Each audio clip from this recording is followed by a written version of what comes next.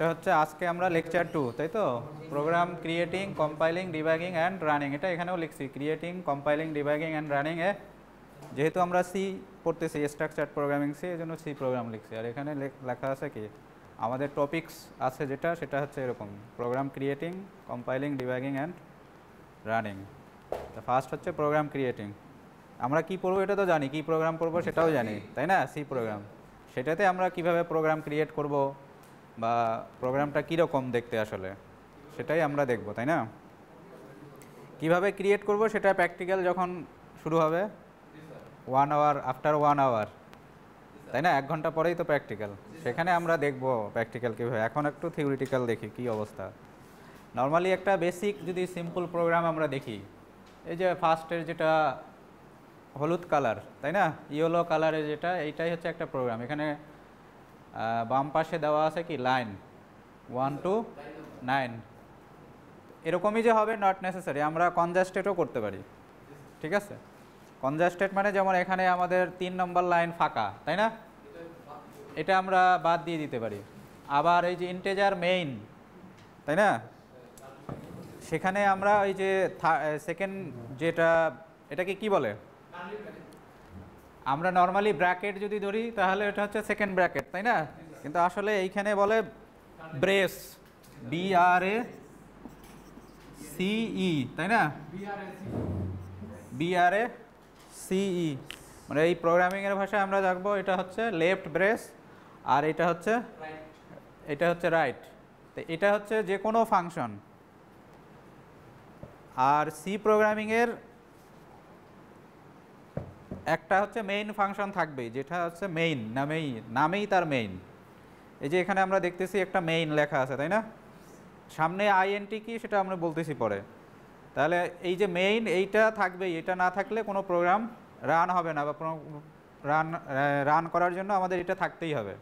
অন্য আমরা যা কিছুই লিখি না কেন, এরকম নামে একটা MAIN, তারপরে লেফট ব্র্যাকেট আর রাইট, এটা হচ্ছে রাইট প্যারেনথেসিস, তাই না, লেফট প্যারেনথেসিস আর রাইট প্যারেনথেসিস। অথবা আমরা যদি ওই অন্য ভাষায় যাই তাহলে এটা হচ্ছে ফার্স্ট ব্র্যাকেট, নাকি দুইটা ফার্স্ট ব্র্যাকেট এরকম থাকবেই আর কি। এটা না হলে রান হবে না কোনো প্রোগ্রাম, সি প্রোগ্রাম। তাহলে এটা গেল আমাদের।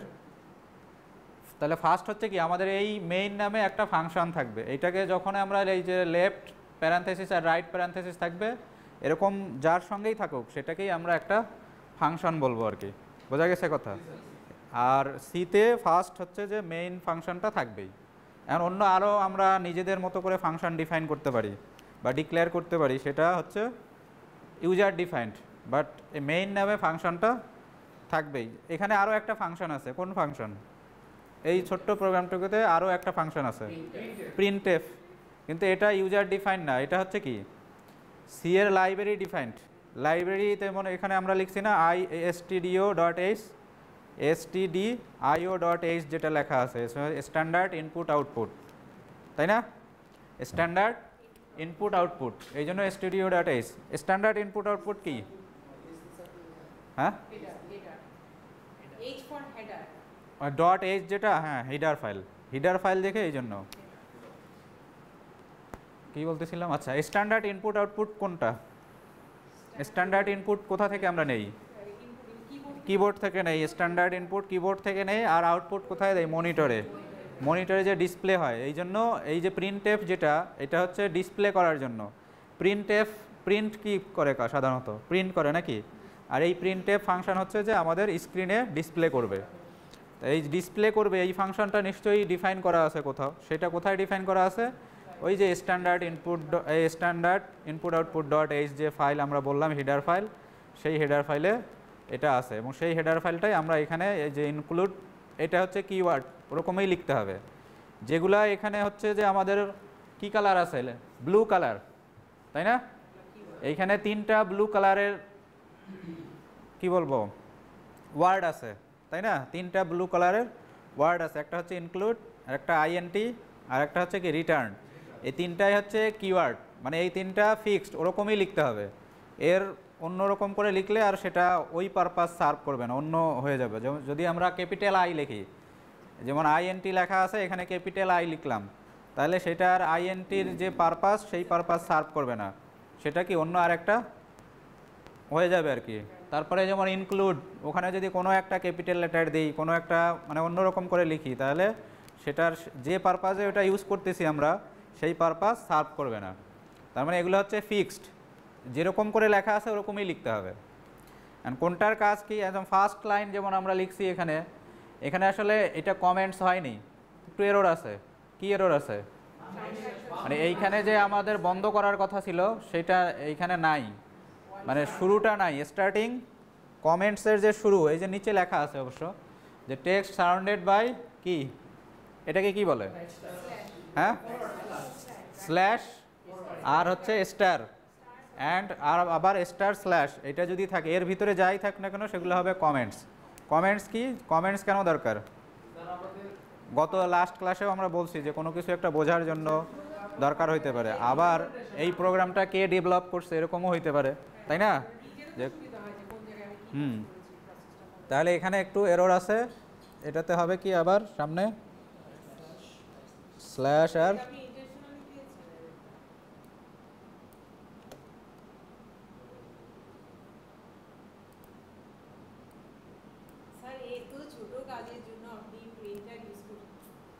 হ্যাঁ, তা যাই তো, সমস্যা কি, আমি ওখান থেকেই দিলাম। আচ্ছা যাই হোক, তাহলে আমরা ফার্স্টের লাইন হচ্ছে নাম্বার 1 লাইন, ওটা কি কমেন্টসের জন্য। আমরা কমেন্টস কেন ইউজ করব সেটাও বুঝলাম যে কেন কমেন্টস দরকার, তাই না? তাহলে ইউজ টু ডিসক্রাইব প্রোগ্রাম, এটাও লেখা আছে, তাই না? এখানে দুইটা পারপাস এখানে লেখা, পারপাস তো না, একটাই পারপাস লেখা আছে যে ইউজ টু ডিসক্রাইব প্রোগ্রামস। আবার অনেক সময় আমরা হইতে পারি যে প্রোগ্রামটা কে ডেভেলপ করছে বা এই প্রোগ্রামটার নাম কি, মানে নাম যদিও আমরা সংক্ষেপে ডট সি দিয়ে সেভ করব, কিন্তু ওটা তো সংক্ষেপে থাকবে, হয়তো এত পুরা পারপাস সার্ভ করবে না নামটা, তাই না? আমরা যে সেভ করব যখন দিলাম যে এটা হচ্ছে ফার্স্ট প্রোগ্রাম ডট সি দিয়ে সেভ করতে হবে, গতকালকেও বলছি, তাই না? ডট সি দিয়ে সেভ করতে হবে যদি আমরা সি প্রোগ্রাম হয়। আর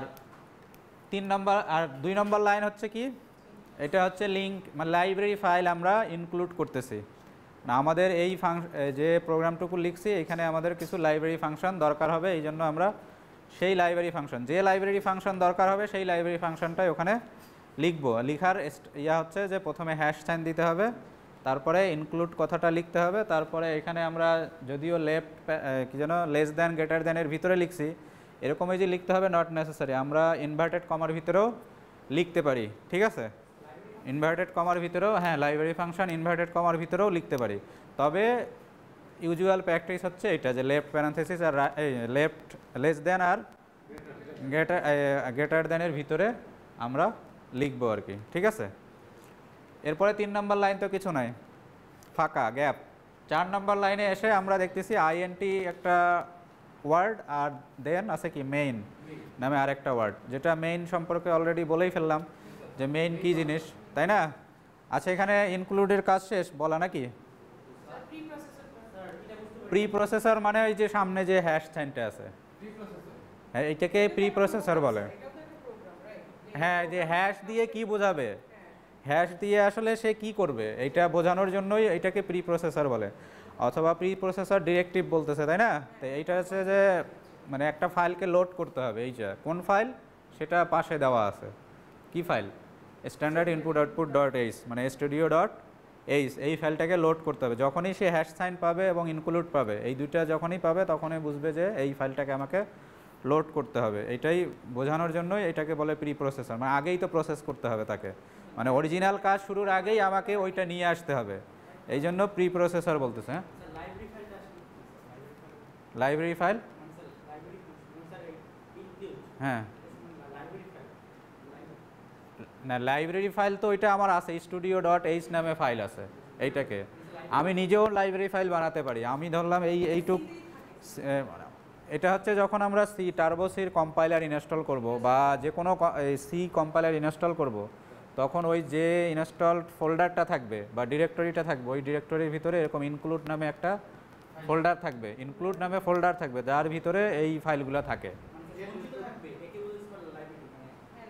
হ্যাঁ, অবশ্যই তো, এটা আগে থেকে ডিফাইন করা আছে ওখানে, ঠিক আছে? কম্পাইলারের ভিতরে যেমন এই যে আমরা প্রিন্ট টেপ লিখলাম, প্রিন্ট টেপ লিখলেই যে সে আউটপুট স্ক্রিনে ওই লেখা দেখাবে সেটা তো তাকে বলে দিতে হবে। সেটা কিভাবে বলবে? সেটা ওই যে যায় আউটপুট স্ক্রিনের একটা অ্যাড্রেস আছে, যেমন আমরা অ্যাসেম্বলি ল্যাঙ্গুয়েজে যখন কোনো কিছু করি তখন কিন্তু অ্যাড্রেস দিয়েই করি, তাই না? সেই অ্যাড্রেসটা দিয়ে ডিফাইন করা আছে ওই studio.h ফাইলে।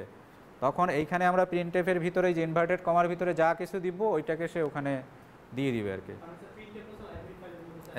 লাইব্রেরি ফাইলের ভিতরে ইমপ্লিমেন্ট করা আছে, ঠিক আছে? আমরা যদি এরকম কোনো ফাংশন মানে তৈরি করে ইমপ্লিমেন্ট করে ওই লাইব্রেরির ভিতরে রেখে দেই, পরে যে কোনো প্রোগ্রামে যদি ওটাকে ইউজ করতে চাই তো এরকম করে লিখতে পারবো, ঠিক আছে? ইনক্লুড, এখন ওইটার ফাইলের নাম আমরা যে কোনোভাবে দিতে পারি, কিন্তু ওই ফাইলটাতে কিন্তু মেইন নামে কিছু নাই, ঠিক আছে? যেমন studio.h, ওখানে কিন্তু মেইন নামে কিছু নাই আর কি। মেইন নামে যদি থাকে তখন কিন্তু রান হবে না, কারণ একই প্রোগ্রামে দুইটা মেইন থাকতে পারে না, একটাই মেইন থাকবে। ইনক্লুড করা মানে কি, ওই জিনিসটা এখানে আছে, আবার আমরা মেইন ডিক্লেয়ার করলাম, তাহলে হবে না, ঠিক আছে?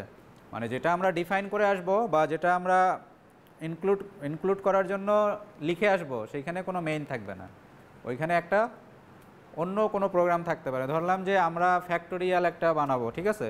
ফ্যাক্টোরিয়ালের প্রোগ্রাম লিখব, তো ওখানে ফ্যাক্টোরিয়াল নামে একটা প্রোগ্রাম লিখে রাখবো, আর এখানে মেইন থেকে কল করব। যদি ফ্যাক্টোরিয়াল লিখি, ফ্যাক্টোরিয়াল লিখে কি প্যারামিটার দিতে হবে, দিলাম যে নাম্বারটা, যে নাম্বারটার ফ্যাক্টোরিয়াল আমরা বের করতে চাচ্ছি, তাহলে ওই নাম্বারটা দিয়ে কল করলেই কি সে ওই ইনক্লুড করে আসছে ওইখানে চলে যাবে, ওইখানে যায় ওই কাজটা করে আবার রিটার্ন করবে, ঠিক আছে? বুঝতে পারছি বিষয়টা নাকি বুঝিনি?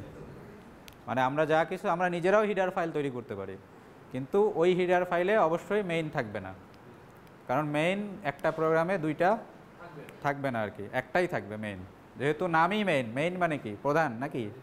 তো একটাই থাকবে আর কি। আর আইএনটি কি, এটা হচ্ছে একটা কিওয়ার্ড যেটা বোঝানো হচ্ছে যে ডাটা টাইপ আর কি, মানে এই ফাংশনটা একটা ইন্টিজার টাইপের ডাটা রিটার্ন করবে, যদি এটাকে রিটার্ন টাইপ বলে আর কি, সামনে যেটা আছে আইএনটি, ঠিক আছে? এটা হচ্ছে বললাম না যে যে কোনো ওয়ার্ডের পরে যদি লেফট ব্র্যাকেট শুরু হয় এবং যেন লেফট প্যারেনথেসিস আর রাইট প্যারেনথেসিস থাকে, ওইটাকেই আমরা বলতেছি ফাংশন। আর এই ফাংশন হলেই তার একটা রিটার্ন টাইপ থাকে আর কি, রিটার্ন টাইপ থাকে, রিটার্ন টাইপ। এখন টাইপটা কি, ইন্টিজার টাইপের হতে পারে, আবার যেটা থাকবে না সেটা হচ্ছে ভয়েড, মানে শূন্য আর কি। ভয়েড লেখে না অনেক সময়, VOID, এটাও একটা কিওয়ার্ড। যেমন আমরা মেইনের মাঝখানে কিছু লিখি নাই এখন মানে ওটা ফাঁকা আছে, ভয়েড লিখতে পারতাম আমরা ওখানে, ঠিক আছে? VOID এটাও একটা কিওয়ার্ড, যেটা হচ্ছে ভয়েড মানে হচ্ছে এমটি বোঝানোর জন্য। তাহলে এইটার নর্মালি ইন্টিজার মেইন ফাংশন যেটা রিটার্ন করে ইন্টিজার টাইপের একটা ডাটা, এই জন্য আইএনটি মানে ইন্টিজার। আর জিরো দেওয়া মানে হচ্ছে এরপরে আছে, আমরা আসি আগে। তাহলে আইএনটি মেইন দিয়ে কি বোঝাচ্ছে এটা আমি বলে দিলাম অলরেডি, যে C programs contain one or more functions, একের অধিক ফাংশন থাকতে পারে, exactly one of which must be main, মানে একটা মেইন অবশ্যই থাকতে হবে আর কি। একের অধিক ফাংশন থাকতে পারে, যেমন আমরা যে ছোট্ট ফাংশনটা লিখছি ওখানে দুইটা ফাংশন আছে, তাই না? প্রিন্টএফ একটা ফাংশন আছে, আবার মেইন একটা ফাংশন আছে, কিন্তু মেইন অবশ্যই একটা থাকতে হবে। আর ফাংশন বোঝানোর জন্য কি, এই যে parenthesis use to indicate a function. আর আইএনটি কি, means that main returns an integer value, যেটা অলরেডি আমি বলে ফেললাম নাকি। আর মেইন ফাংশনে মানে যে কোনো ফাংশনে রিটার্ন আছে, যদি প্রিন্টএফে আর ওটা ভয়েড দেওয়া আছে আর কি, যেখানে ডিক্লেয়ার করা আছে মেইন ফাংশন ওখানে আছে শূন্য আছে, এই জন্য ওটাকে রিটার্ন করে না কোনো কিছু, ঠিক আছে? কিন্তু মেইন রিটার্ন অবশ্যই করে একটা, এই জন্য মানে সেটা ইন্টিজার টাইপের রিটার্ন করে। যদি আমরা এখানে দেওয়া আমাদের প্রোগ্রামে দেওয়া ছিল কি শূন্য, তাই না? রিটার্ন জিরো, তাহলে জিরো মানে হচ্ছে যে নর্মাল রিটার্ন করবে, মানে ফাংশনটা নর্মালি এক্সিকিউট করে রিটার্ন করবে। অনেক সময় আমরা লিখি এক্সিট, যারা অনেক আগে কাজ করছেন এক্সিট -1 লিখি আর কি। তো এক্সিট -1 মানে কোনো কিছু এরর যদি হয় সেই ক্ষেত্রে আর কি, কিন্তু যদি স্বাভাবিকভাবে ফাংশনটা শেষ হয়ে যায় তখন সে জিরো রিটার্ন করে, জিরো দেয় আর কি। মোট কথা আমরা যে যা কিছুই করি না কেন সব তো এই প্রসেসরেই কাজ করে নাকি, প্রসেসর করে না? তো প্রসেসরকে বলে দেওয়া যে ঠিক আছে আমার স্বাভাবিকভাবেই কাজ শেষ হয়ে গেছে, ঠিক আছে? জিরো মানে হচ্ছে স্বাভাবিক নর্মাল রিটার্ন, মানে নর্মালি সে রিটার্ন করবে ফাংশনে। আর এটাও তো বলে দিলাম ইন্ডিকেট ব্লক। একটা ব্লক বোঝা যায় আর কি, যে এই যে লেফট ব্রেস রাইট ব্রেস দিয়ে একটা ব্লকও করা যায়। ব্লক মানে কি, যেমন আমরা ফর লুপ যদি লিখি, ফর লুপ লিখলেও তো তার শেষে এরকম লিখবো আমরা, আসবো আর কি ওগুলা আছে তো আমাদের পরবর্তীতে আস্তে আস্তে আসবে আর কি। এরপরে ডাটা টাইপস আছে, তারপরে ইয়ে আছে। হ্যাঁ স্যার একটা বিষয় হচ্ছে আমরা তো স্যার রিটার্ন তো আগে লিখে দিচ্ছি, এখন কখন -1 লিখব বা কখন 0 লিখব? -1 তো এখানে লিখবো না, আমরা বললাম তো এটা তো নর্মাল 0 দিয়েই রিটার্ন হবে। নরমালি শেষ হয়ে যাচ্ছে, এটা আমরা বুঝতেছি কিভাবে? আমরা কোড কি লিখছি, সিম্পল একটা কোড লিখছি না, কি লিখছি সিম্পল কোড। একটা লাইন প্রিন্ট করি। হ্যাঁ, এখন এরর কখন হয় আসলে, এরর কখন হইতে পারে, যদি আমরা কোনো একটা ফাইল থেকে ইনপুট নিতাম, ঠিক আছে, বা ফাইলে আউটপুট দিতাম, মানে অন্য একটা কাজ করতাম আর কি। ফাইলে ইনপুট যদি দেখা গেল যে ফাইলে আমরা ইনপুট নিতে চাচ্ছি সেই ফাইলে নাই, খুঁজে যদি সে না পায় তাহলে কি করবে, তখন তো আসলে নর্মাল রিটার্ন করলো না, তখন কি করলো, মানে সে খুঁজে পাচ্ছে না, তার মানে কি একটা এরর দিয়ে রিটার্ন করবে, তখন ওই ক্ষেত্রে আমরা লিখব -1, তখন অবশ্য রিটার্ন -1 দিতে হবে, রিটার্ন মানে ওই ফাংশনটাতে, ঠিক আছে, মেইনে না, কিন্তু মেইন তো সে স্বাভাবিকভাবেই রিটার্ন করবে, কিন্তু যখন আমরা কোনো একটা ফাইল থেকে রিড করব বা কোনো একটা ফাইলের আউটপুট দেবো, ইনপুট ফাইল বা আউটপুট ফাইল, অথবা এরপরে যদি আমাদের কত দূর আছে আমি বলতে পারতেছি না, পরবর্তীতে যাই যদি দেখা যায় যে গ্রাফিক্স, অনেক সময় গ্রাফিক্সও আছে এখানে, লাইন আঁকতে হবে অথবা ইয়ে আঁকতে হবে, তো গ্রাফিক্স ইনক্লুড করতে গেলে গ্রাফিক্সের হেডার ফাইল আছে একটা, ঠিক আছে, তো গ্রাফিক্সের হেডার ফাইলে যখন গ্রাফিক্স যদি না পায়, গ্রাফিক্সের জন্য আবার ড্রাইভার লাগে,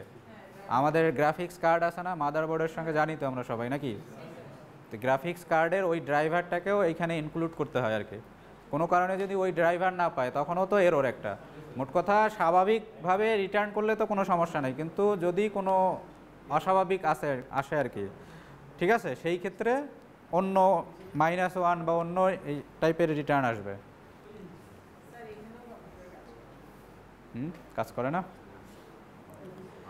তারপরে আমাদের আছে কি প্রিন্টএফ ওয়েলকাম টু সি নাকি, তারপরে এটা কি হলো তাহলে, instructs computer to perform an action, কি action, specifically prints the string of characters within quotes, তাহলে ডাবল কোটেশনের ভিতরে যা কিছু আছে সেটা সে কি করবে, প্রিন্ট করে দিবে।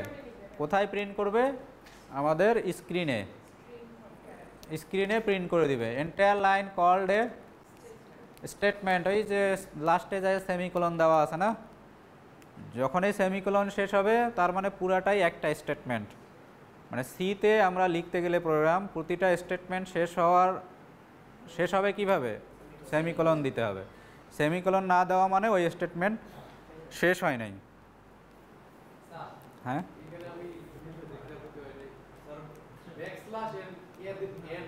হ্যাঁ এটা বলতেছি আমি, এটা নিউ লাইন আর কি। হ্যাঁ তাহলে আচ্ছা ঠিক আছে, তাহলে হচ্ছে আমাদের কি বললাম যে প্রতিটা স্টেটমেন্ট শেষ হবে কি দিয়ে, সেমিকোলন দিয়ে, ঠিক আছে, তার মানে সেমিকোলন পাওয়া মানেই হচ্ছে যে এটা একটা ইনস্ট্রাকশন, মানে একটা স্টেটমেন্ট। আর অনেক সময় এইটাকে ব্যাকস্ল্যাশ যেটা সেটাকে এসকেপ ক্যারেক্টার বলে, কিন্তু দেখা গেল আমরা পরবর্তীতে দেখব যখন আমরা আরও ভিতরে যাব আর কি প্রোগ্রামিংয়ের, এসকেপ ক্যারেক্টার কেন দরকার, এসকেপ ক্যারেক্টার অনেক সময় দরকার হয় কোনো কিছু এসকেপ করার জন্য। আমরা কি জানি এসকেপ কি করে, হ্যাঁ, তো বাদ দিয়ে চলে যাওয়ার জন্য। এই ক্ষেত্রে ওই ব্যাকস্ল্যাশ আর এন দুইটার একটা মিনিং আছে, দুইটা মিলে হচ্ছে নিউ লাইন। নিউ লাইন মানে কি, এর পরে যদি কোনো কিছু প্রিন্ট করতাম আমরা, এখানে তো এক লাইনেই করছি, তাই এর পরে যদি প্রিন্ট করতাম এই ব্যাকস্ল্যাশ এন দেওয়ার কারণে ওটা পরের লাইনে শুরু হইতো, কিন্তু যদি আমরা ব্যাকস্ল্যাশ এন না দিতাম আবার লিখতাম প্রিন্টে, তো ওই যেখানে শেষ হয়েছে কার্সর তারপর থেকে শুরু করতো। বোঝা গেছে? সাপোজ আমরা লিখছি এখানে কি ওয়েলকাম টু সি, তাই না, তো ওয়েলকাম টু সি এরকম মনে হয় একটা আশ্চর্য সাইন আছে নাকি, এক্সক্লেমেশন আছে, হ্যাঁ, তাহলে এরকম লেখা সে স্ক্রিনে দেখাচ্ছে। এটা যদি আমরা স্ক্রিন ধরি, স্ক্রিন তো অনেক, এখানে ওই মাত্র কয়টা ক্যারেক্টার, এখানে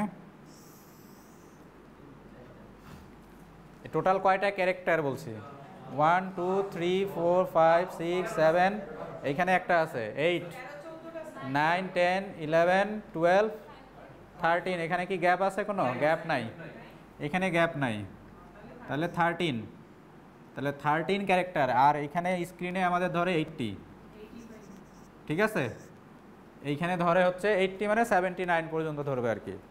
তাহলে 80 ক্যারেক্টার ধরে, তার মানে এখানে 13 দিয়ে শেষ হয়েছে, আরও বাকি তো অনেক আছে। এখন যদি আমাদের ওর নিচে আরেকটা প্রিন্টএফ থাকতো তাহলে সে এখানেই শুরু করতো, যদি আমরা \n না দেই, \n যদি না দেই তাহলে এরপরে যা কিছুই লিখবো এই জাস্ট এর পরের লাইন এখান থেকেই শুরু করবে লেখা। আর যদি আমরা \n দেই তাহলে আবার এই নতুন লাইনে শুরু হবে। বোঝা গেছে? পরবর্তী লাইনে শুরু হবে। এই হচ্ছে \n এর কাজ। নিচে লেখা আছে \n হচ্ছে কি নিউ লাইন ক্যারেক্টার, দুইটা মিলে কিন্তু, শুধু এনও না শুধু \ও না। শুধু \, যদি আমরা দেই সেটা হচ্ছে এসকেপ ক্যারেক্টার, আর n দিলে তো নর্মাল লেটার n, ঠিক আছে, কিন্তু দুইটা মিলে হচ্ছে নিউ লাইন। আর রিটার্ন 0 কি, এটা হচ্ছে যে কোনো ফাংশন থেকে এক্সিট করার জন্য হচ্ছে রিটার্ন করতে হবে, যে কোনো ফাংশন থেকে রিটার্ন করতে হবে। আর রিটার্ন 0 দেওয়া মানে কি, প্রোগ্রাম টার্মিনেটেড নর্মালি, যেটা বললাম নর্মালি স্বাভাবিকভাবে যদি শেষ হয় তাহলে আমরা বলতেছি 0। আচ্ছা, এরপরে এখন আমরা আসতেছি আগে তাহলে মোটামুটি বোঝা গেছে যা জিনিস আমাদের যে এইটুক প্রোগ্রাম ছিল, যে প্রোগ্রামটুকু ছিল আর কি সিম্পল, যে ফার্স্ট হচ্ছে তাহলে এই যে প্রোগ্রাম আমরা দেখলাম আর কি যেটুক, এটাকে যদি এখন একটা ওভারভিউ দিই আর কি আমরা, মানে হচ্ছে যে একটা সি প্রোগ্রামের ওভারভিউ মানে কি কি থাকে, তাহলে কি কি থাকলো সেইটাই হচ্ছে যে আমাদের এই ফিগারটা। ফার্স্ট যেটা ওই যে দেওয়া ছিল ডকুমেন্টেশন, মানে ওখানে কমেন্টস থাকতে পারে, ওখানে প্রোগ্রামটা কি পারপাজে ইউজ করতেছে সেটা থাকতে পারে, তার অথর নেম থাকতে পারে যে কে লিখছে প্রোগ্রামটা। এটা হচ্ছে ডকুমেন্টেশন সেকশন। তার মানে যেটা আমরা দেখলাম এই কি যেন লেফট/* আবার কি *\/ দেখলাম না, ওর ভিতরে যা থাকবে ওইটুককে হচ্ছে আমরা ডকুমেন্টেশন সেকশন বলতেছি। বোঝা গেছে কথা? দেন সেকেন্ড লিঙ্ক সেকশন, এই যে ইনক্লুড থাকলো না, # দিয়ে ইনক্লুড, এইটা হচ্ছে লিঙ্ক সেকশন, মানে আরও আমাদের কোনো লাইব্রেরি ফাংশন দরকার হবে কিনা। আর দেন হচ্ছে ডেফিনেশন সেকশন। ডেফিনেশন সেকশন আমাদের এই যে সিম্পল প্রোগ্রাম ছিল সেখানে ছিল না, অনেক সময় দেখবেন, মানে অনেক সময় আমরা দেখবো এর পরবর্তীতে এরকম # দিয়ে এখানে ডিফাইন কথা একটা লেখা থাকবে, তারপরে এইদিকে কিছু থাকবে আর কি যেটা আমরা ডিফাইন করতে চাই, ঠিক আছে। যেমন অনেক ক্ষেত্রে দরকার হইতে পারে যে আমাদের ম্যাক্সিমাম একটা ভ্যালু দরকার হলে আমরা উপরে ওখানে ডিক্লেয়ার করে আসতে পারি। ডিক্লেয়ার মানে কি, এরকম ডিফাইন করে আসতে পারি যে ডিফাইন ম্যাক্স নামে একটা ভেরিয়েবল, এটা হচ্ছে অলওয়েজ কনস্ট্যান্ট থাকবে যদি ডিফাইন করি আমরা ম্যাক্স, তারপরে এখানে দিলাম এখানে যে কোনো একটা ভ্যালু, ধরেন 99 দিলাম বা যাই দেই আর কি, ওখানে যাই দেই ওইটা ম্যাক্সের ভ্যালুটাতে এটা থাকবে। তো ডিফাইন হচ্ছে এরকম # দিয়ে তারপরে কি ডিফাইন এই ওয়ার্ডটা লিখতে হবে, এইটা হচ্ছে ডেফিনেশন সেকশন। দেন হচ্ছে global declaration section. Global declaration section কখন দরকার, যদি আমাদের এমন দরকার হয় যে কোনো ভেরিয়েবল আমরা ওখানে ইউজার ডিফাইন ফাংশনও আছে, মেইন ফাংশনও আছে, অনেকগুলো ফাংশন আছে, 3-4টা ফাংশন আছে, কিন্তু সব ফাংশনে ওই ভেরিয়েবলটার ভ্যালু কি এক, মানে চেঞ্জ হলে সব জায়গায় চেঞ্জ হবে। বোঝা গেছে কথা? বুঝতে পারছি এই বিষয়টা? ধরলাম আমরা একটা প্রোগ্রাম ডেভেলপ করছি যেখানে এরকম মেইন নামে একটা ফাংশন আছেই, এর ভিতরে আবার আরেকটা ফাংশন ধরলাম ফ্যাক্টোরিয়াল আছে, তারপরে তাহলে এইটাকে তো আবার কোথাও ডিফাইন, এখানে তো আমরা কল করলাম, তাহলে এটা তো আবার কোথাও ডিক্লেয়ার করা আছে এরকম, ঠিক আছে। আবার অথবা আরও একটা ফাংশন ধরলাম ABC, এটা এখানে কল করলাম, তাই এটাও তো কোথাও ডিফাইন করা আছে এরকম ABC দিয়ে, এরকম আছে না। এখন এই যে কয়টা ফাংশন হইলো আমাদের তাহলে? 3টা, একটা হচ্ছে মেইন, একটা ফ্যাক্টোরিয়াল, আর একটা হচ্ছে ABC। এখন এই যে 3টা ফাংশন হইলো, এই 3টা ফাংশনে যদি এমন কোনো ভেরিয়েবল আছে যেটার ভেরিয়েবল এই 3টা ফাংশনই দরকার এবং যে কোনো এক জায়গায় চেঞ্জ হলে 3 জায়গায় তার ইফেক্টটা দরকার। বোঝা গেছে কথা? তাহলে সেই ধরনের ভেরিয়েবলকে আমরা বলবো গ্লোবাল ভেরিয়েবল, এবং সেই ভেরিয়েবলগুলো ডিক্লেয়ার করতে হবে ওই যে ডেফিনেশনের পরেই। বোঝা গেছে? বুঝতে পারছি? তার মানে এমন যদি কোনো ভেরিয়েবল দরকার হয় যেটা হচ্ছে আমাদের পুরা প্রোগ্রামের সব জায়গায় একবার চেঞ্জ হলে সব জায়গায় তার ইফেক্ট পড়ে, তাহলে সেই ধরনের ভেরিয়েবলগুলোকে আমরা বলতেছি গ্লোবাল ভেরিয়েবল, এবং সেগুলোর ডিক্লারেশন থাকবে ওই যে গ্লোবাল ডিক্লারেশন সেকশন যেটা সেটাতে। দেন হচ্ছে মেইন ফাংশন সেকশন, এইখানে মেইন ফাংশন থাকবে, এর ভিতরে ডিক্লারেশন পার্ট থাকতে পারে, যে মানে কোনো ভেরিয়েবল যদি আমরা ওখানে ডিক্লেয়ার করতে চাই তাহলে সেগুলো থাকবে, ডিক্লারেশন থাকবে, তারপরে এক্সিকিউটেবল পার্ট। মানে আমাদের যেটা ফাংশন ছিল সেখানে কোনো ডিক্লারেশন পার্ট ছিল না, শুধু এক্সিকিউটেবল পার্ট ছিল। সেখানে কি ছিল? প্রিন্টএফ ওয়েলকাম টু সি যেটা ছিল। এরপরে আর যদি সাব প্রোগ্রাম থাকে, এই যে যেরকম এখানে সাব প্রোগ্রাম আমরা লিখলাম, এরকম সাব প্রোগ্রাম যদি থাকে যত খুশি তত, এখানে কি এন সংখ্যক আছে, এবং এই সাব প্রোগ্রামকে কি বলতেছি আমরা? ইউজার ডিফাইন্ড ফাংশন, কারণ আমরাই ডিফাইন করতেছি, এই জন্য ইউজার ডিফাইন্ড ফাংশন। বোঝা গেছে? তাহলে basic structure of a C program. তাহলে কয়টা সেকশন থাকলো? 6টা। Documentation, link, definition, global declaration, main আর ইউজার ডিফাইন্ড। মানে ইউজার ডিফাইন মানে সাব প্রোগ্রাম আর কি, সাব প্রোগ্রাম সেকশন। আচ্ছা, এটা তো আমরা বললাম গ্লোবাল ভেরিয়েবল, মানে ডিক্লারেশন যেটা সেটা হচ্ছে গ্লোবাল ভেরিয়েবল যেগুলো সেগুলো। আবার হচ্ছে লোকাল থাকতে পারে। লোকাল মানে কি? প্রতিটা ফাংশনের আলাদা আলাদা ভেরিয়েবল ডিক্লারেশন থাকতে পারে, ওগুলোকে বলে লোকাল। মানে ওর চেঞ্জ বাইরে আর আসবে না, ওই ফাংশনের ভিতরেই থাকবে শুধু। ঠিক আছে? তাহলে এটা গেলো আমাদের basic structure of a C programme.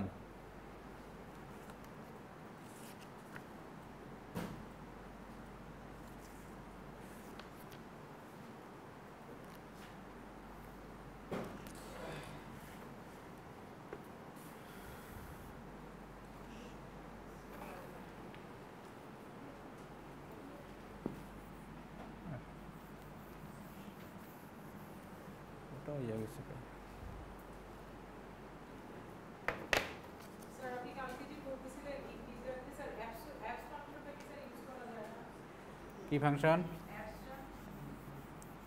ABS. হ্যাঁ, যাবে, যাবে না কেন?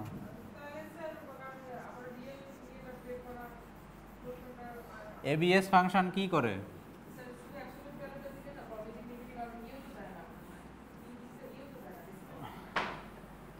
নর্মালি এবিএস তো কাজ করে ইন্টিজার ভ্যালুর উপরে, আর যদি ফ্লোটিং পয়েন্ট ভ্যালু হয় সেটাতে এফএবিএস আছে আর কি, ফ্যাপস। এফএবিএস, এটা যেমন এবিএস বললাম, ওটা হচ্ছে এফএবিএস আছে। আচ্ছা, এখন আমরা হচ্ছে কি বললাম, এখন আমরা তাহলে একটা সি প্রোগ্রাম লিখতে পারবো নাকি? বেসিক স্ট্রাকচার যেহেতু দেখলাম, তাহলে আমরা লিখতে পারবো। লেখা শেষ, তারপরে আমাদের কি করতে হবে? কম্পাইল করতে হবে। তার মানে আমরা এতক্ষণে যা দেখলাম সবই কি ছিল? ক্রিয়েটিং, প্রোগ্রাম ক্রিয়েটিং, তাই না? এখন আমরা কম্পাইল বা এক্সিকিউটিং যাই বলি আর কি, এক্সিকিউট করলেও কিন্তু কম্পাইল হয়ে তারপরে সে এক্সিকিউট করে। তা আমরা ধরি যে এক্সিকিউটিং এ সি প্রোগ্রাম, এরপরে আমরা যে টপিক সেটার নাম হচ্ছে এক্সিকিউটিং এ সি প্রোগ্রাম। চারটা স্টেপস আছে এক্সিকিউট বা একটা সি প্রোগ্রাম কে রান করতে গেলে। এক্সিকিউট মানে রান করা। চারটা স্টেপ। ফার্স্ট কি? এক নম্বরটা তো বললামই, এক নম্বরটা আমরা অলরেডি দেখে ফেলছি, কি সেটা? ক্রিয়েট। ঠিক আছে, দেন কম্পাইল। 3 নম্বর হচ্ছে লিঙ্ক।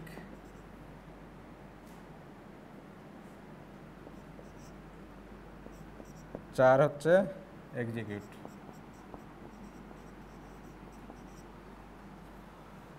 তাহলে হচ্ছে চারটা স্টেপস। আমাদের কোনো সি প্রোগ্রাম যদি আমরা এক্সিকিউট করতে চাই তাহলে এই চারটা স্টেপ হবে আর কি। চারটা স্টেপের এটা হচ্ছে লিঙ্ক, মানে কি? ওই যে লাইব্রেরি ফাংশন যদি আমাদের দরকার হয়, যেটা আমরা দেখলাম লিঙ্ক সেকশন নামে একটা সেকশনই দেখলাম, তাই নাকি? সেটা এখন ক্রিয়েট করা হয়ে গেছে, এরপরে কম্পাইল করব। কম্পাইল করলে কি তৈরি হবে? গতকালকে বলছি, লাস্ট ক্লাসে বলছি, কি? অবজেক্ট কোডে কনভার্ট হবে, .obj নামে ফাইল তৈরি হবে একটা। ঠিক আছে, কম্পাইল করলে এরপরে ওই ওবিজে ফাইলটাকে সঙ্গে আমার লাইব্রেরি ফাংশন লিঙ্ক করে, লিঙ্কার বা লোডার আর লিঙ্কার মানে একদম সাইমালটেনিয়াসলি কাজ করে আর কি। তারপরে এক্সিকিউট হবে, মানে লোডার লিঙ্কার কাজ করার পরে ইএক্সি ফাইল তৈরি হয়ে যাবে। ইএক্সি ফাইল আমরা যখন যে কোনো সময় রান করাতে পারি। অ্যাপ্লিকেশান ফাইল নর্মালি লেখা থাকে, কি অ্যাপ্লিকেশান লেখা থাকে, ইএক্সি ফাইল সেটার স্টেপগুলো কি আমরা একটা ব্লক ডায়াগ্রাম দিয়ে এখানে দেখি। সিস্টেম রেডি মানে স্টার্ট, ফ্লো চার্ট বলছিলাম না লাস্ট ক্লাসে, এটা হচ্ছে একটা এক্সিকিউটিং এ সি প্রোগ্রাম, তার একটা ফ্লো চার্ট। তাহলে সিস্টেম রেডি ওখানে আমরা বলতে পারি যে স্টার্ট হলে কি হবে তখন সিম্বলটা, এখানে যদিও সিম্বলটা ওই যে ইলিপস বোঝা যাচ্ছে না, স্টাফ আর এটাতে না, প্রোগ্রাম ফ্লো চার্ট না, কিন্তু ফ্লো চার্ট হলে তো একই, সেটা ঠিক আছে, ওটা অ্যালগরিদমের ফ্লো চার্ট না, এই জন্য এখানে এরকম করে লিখছে।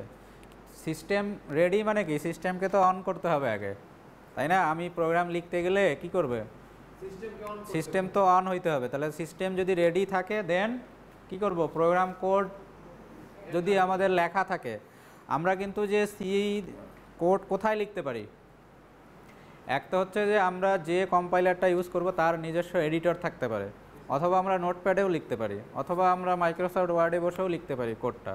ঠিক আছে, কোডটা লিখে সেভ করব হচ্ছে যে ফাইল নেম দিব তার পরে ডট দিয়ে সি দিয়ে সেভ করব। এইখানে তারপরে প্রোগ্রাম কোডটাকে কি বলতেছে, ইন্টার প্রোগ্রাম, ওই কোডটাকে নিয়ে আসলো, তাহলে সেটাকে আমরা বলতেছি এখন সোর্স প্রোগ্রাম হয়ে গেছে। ঠিক আছে, তারপরে যদি কোনো এডিটের দরকার হয় আর কি, তাহলে এডিট করব, আর যদি দরকার না হয় তাহলে কি করবে, কম্পাইল সোর্স প্রোগ্রাম।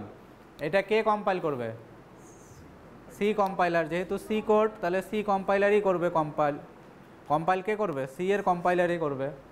দেন কি সিনটেক্স কোনো এরর আছে কিনা, যদি এরর থাকে তাহলে আবার কি এডিট করবে, আর যদি এরর না থাকে তাহলে কি করবে, অবজেক্ট কোডে কনভার্ট করে ফেলবে, এই যে ডট ওবিজে ফাইল তৈরি করবে। তারপর লিঙ্ক উইথ সিস্টেম লাইব্রেরি, সিস্টেমের কোনো লাইব্রেরি যদি দরকার হয় সেটার সঙ্গে লিঙ্ক করবে। কে করবে কাজ, সেটা হচ্ছে লাইব্রেরি, মানে লাইব্রেরি ফাংশন বা লিঙ্কার যেটা আমরা বলতেছি। এরপরে কি এক্সিকিউটেবল অবজেক্ট করে কনভার্ট করবে, ইএক্স গতকালকে লিখছিলাম তাই না, এক্সিকিউটেবল ফাইল তৈরি করবে। হ্যাঁ, এরপরে কি এক্সিকিউটেবল অবজেক্ট কোড তৈরি হয়ে গেল।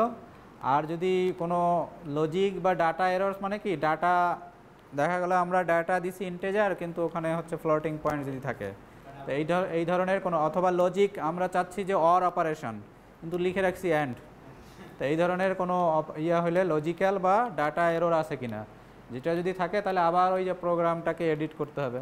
ঠিক আছে, আর না হলে হ্যাঁ ফার্স্টে হচ্ছে সিনটেক্স এরর, মানে কি সিনটেক্স আমি তো অ্যান্ড বোঝাতে চাচ্ছি না অর বোঝাতে চাচ্ছি সেটা তো আর আমি জানি না, কম্পাইল তো বুঝতে পারবে না। আচ্ছা, এররের ক্ষেত্রে আবার বিভিন্ন ধরনের আছে, সিনট্যাক্স এরর আর সিমেন্টিক এরর, এগুলা হচ্ছে কম্পাইলার, যখন আপনাদের কোর্স হয়তো থার্ড ইয়ারে গেলে আছে কম্পাইলার নামে, তখন এখানে গেলে আরও হবে সিনট্যাক্স আবার সিমেন্টিক এরর সিনট্যাকটিক্যাল হইতে পারে, আবার সিমেন্টিক এররও হইতে পারে। সিনট্যাকটিক্যাল মানে গ্রামাটিক্যাল, তার মানে সি প্রোগ্রাম লেখার একটা গ্রামার আছে না, যেমন আমরা বললাম যে প্রতিটা ইনস্ট্রাকশন শেষ হবে কি দিয়ে, সেমিকোলন দিয়ে, এখন কোনো কারণে সেমিকোলন দেই নাই, তাই সেইটা ধরবে সিনট্যাকটিক্যাল এরর, সেটা ধরবে সিনট্যাক্স অ্যানালাইজার বলে আর কি তাকে। কম্পাইলারের বিভিন্ন পার্ট আছে আর কি, সিনট্যাক্স অ্যানালাইজার, তারপর লেক্সিক্যাল অ্যানালাইজার, ও বিভিন্ন পার্ট আছে, সেগুলো আমরা কম্পাইলার ডিজাইন যখন পড়ব তখন জানবো আর কি। আপাতত জানি যে সিনট্যাক্স যেগুলা মানে গ্রামাটিক্যাল এরর সে ধরবে সিনট্যাক্স, আমরা বলতেছি যেমন ইংলিশ ল্যাঙ্গুয়েজের ক্ষেত্রে আই ইট রাইস, তার মানে কি সাবজেক্ট, তারপরে ভার্ব, তারপরে কি অবজেক্ট, তাই না? এখন আমি যদি বলি যে আই ইট ফার্নিচার, এখানে কোনো এরর আছে? সিনট্যাকটিক্যাল কোনো এরর নাই, কিন্তু সিমেন্টিক্যাল এরর আছে, কারণ মিনিংটা ঠিক নাই। ওখানে তো ঠিকই আছে যে আই সাবজেক্ট, তারপরে ইট ভার্ব, তারপরে ফার্নিচার, এটাও ঠিক আছে কারণ এটা অবজেক্ট, কিন্তু এটার তার মানে ওই যে সিনট্যাক্স অ্যানালাইজার যে সেইটাতে কোনো এরর পাবে না, এরর পাবে কোথায় আসে, সিমেন্টিক অ্যানালাইজ, মানে মিনিং ঠিক নাই, তাই না? সেরকম আর কি এইখানেও আছে, কম্পাইলারের ক্ষেত্রেও সেটা আছে যে সিনট্যাক্স অ্যানালাইজার আছে, আবার সিমেন্টিক অ্যানালাইজার, মানে syntax analyser syntactical error identify করবে বা তার রিমেডি কি সেটাও করতে পারে। সবাই করে না, সব কম্পাইলার করে না, কিছু কিছু কম্পাইলার ওটা ঠিক করে দেয় আর কি, যদি পারে। আর না হলে সে এরর মেসেজটাই দিয়ে দেয় যে এইখানে এরর আছে। আর সিমেন্টিক এররটা ওরকম কারেক্ট করার চেষ্টা করে। তাহলে কারেক্ট নো এরর থাকলে আউটপুট দিয়ে দিবে, আর যদি এরর থাকে তাহলে এই যে ডাটার ক্ষেত্রে ডাটার এরর, আর লজিক্যাল এরর ক্ষেত্রে এডিট করতে হবে প্রোগ্রাম।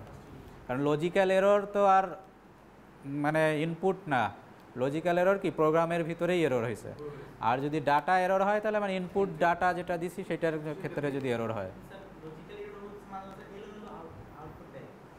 ওইটাই যে দিয়ে ফেলে সে আর দেয় নাই আর কি।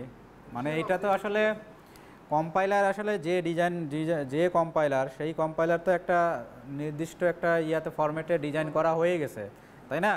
সে ওর ভিতরে পড়লে কিছু বলবে না, হলে ওই যে আউটপুটটা হবে ভুল, রং আউটপুট হবে আর কি, কারেক্ট আউটপুট আসবে না, রং আউটপুট আসবে। রং আউটপুট দেখেই বুঝতে হবে যে আমার তাহলে প্রোগ্রামে কোথাও ভুল আছে, তাই না? তখন আবার ওই প্রোগ্রাম এডিট করে আবার সেই কাজটা করতে হবে।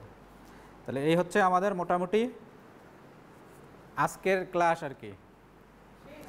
হ্যাঁ, এরপরে ডাটা টাইপস আছে, তো ওটা আরেকদিন পড়তে হবে। এত তাড়াতাড়ি যদি আমরা ভিতরে চলে যাই তাহলে তো বুঝতে সমস্যা হবে। এরপরে ডাটা টাইপস আছে, ভেরিয়েবলস আছে। হ্যাঁ বলেন, কিছু বলছেন? তাহলে একটু সামারি করি আজকে আমরা কি, তাহলে কি কি জানলাম বা কি কি শুনলাম, কি শুনলাম? মানে আমাদের টপিক্সের নাম ছিল এটা ক্রিয়েটিং, কম্পাইলিং, ডিব্যাগিং। যদিও আমরা দেখি নাই, ওইটা বলছি যে প্র্যাকটিক্যাল যখন দেখাবো তখন দেখাবো। ওইটাই ডিব্যাগিং অনেকটা, ঠিক আছে? যেটা আছে যে সিনট্যাক্স এরর কারেক্ট করতেছে আর কি, ওইটাই তো ডিব্যাগিং। ডিব্যাগিং মানে বাগ থাকলে সেটাকে ফিক্স করা। এইটাই মেনলি দেখলাম আর কি। আর কিভাবে মানে একটা এক্সিকিউটিং এ সি প্রোগ্রাম, এটাই দেখলাম। কিন্তু ওইটা দেখতে যাই আমরা একটা সিম্পল এক্সাম্পল নিয়ে দেখলাম যে কোথায় কি থাকে, তাই না? ফার্স্ট সেকশনটা কি? Documentation section. Then link section, মানে লিঙ্ক লাইব্রেরি ফাংশন থাকে কিনা।